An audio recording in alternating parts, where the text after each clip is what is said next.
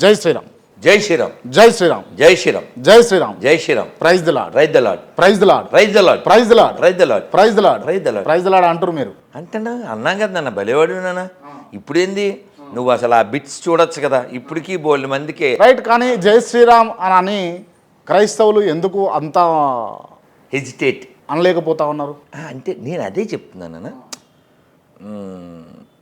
నీకు సరే ఒక చిన్న లాంగ్ ఎగోస్, ఒక 50 ఏళ్ళ క్రితం మా గురువుగారు చెప్పినటువంటి కథ.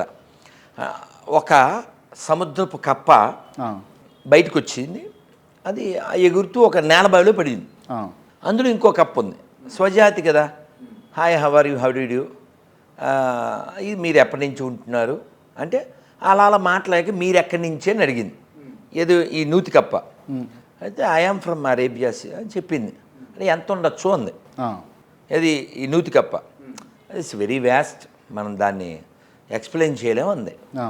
అంటే ఈ నూతి కప్ప ఇక్కడి నుంచి ఇక్కడికి ఎగిరి ఇంత ఉండొచ్చా అంది. సముద్రాన్ని ఎక్స్ప్లెయిన్ చేయలేము, చాలా పెద్దది అన్నది. ఇంకొంచెం ఎక్కువ ఎగిరింది, ఇంత ఉండొచ్చా అంది. ఈ కాంట్ ఇమేజ్ అంది. అలా ఇంకొంచెం ఎగిరింది. అసలు ఇలాంటి కోట్ల బావులు కలిపినా దాని ముందు చాలా చిన్నదే అంది. ఠట్, నేను పుట్టినప్పటి నుంచి ఉన్నాను, ప్రపంచంలో ఎందుకంటే పెద్ద జలాశయం ఏముండదు అంది. ఎవరు? ఈ నూతి కప్ప.